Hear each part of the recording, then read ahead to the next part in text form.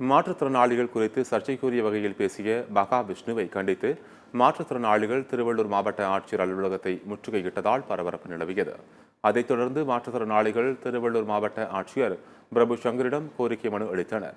மூட நம்பிக்கை பேச்சாளர் மகாவிஷ்ணுவை கைது செய்தால் மட்டுமே போதாது என்றும் அவர் பேசியது தவறு என்று மாற்றுத்திறனாளிகளிடம் மன்னிப்பு கேட்க வேண்டும் எனவும் கோரிக்கை விடுத்தனர்.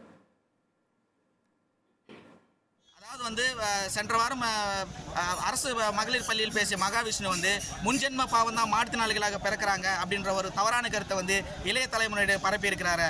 அந்த இளைய தலை ஒரு மாற்றுத்திறனாளியை பார்க்கும்போது ஒரு தாழ்வான கண்ணோட்டத்தெல்லாம் பார்ப்பாங்க. இவன் ஏதோ முன்ஜென்ம பாவம் செஞ்சுட்டான், அதனால இப்படி பிறந்துட்டான்னு ஒரு தாழ்வான கண்ணோட்டத்தை தான் பார்ப்பாங்க. அது எங்க மாற்றுத்திறனாளிகளாக எங்களுக்கு மனசு வலிக்கிறது.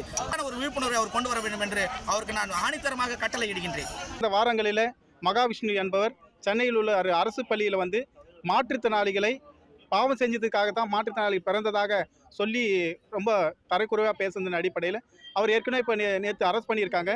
இருந்தாலும் அவர் மீது கடுமையான சட்டத்தை கொண்டு அவர் மன்னிப்பு கேட்கணும். முதல்ல மாற்றுத்திறனாளிகள் மத்தியில் அவர் மன்னிப்பு கேட்கணும். அப்போ ஒரு கடுமையான தண்டனை கொடுத்து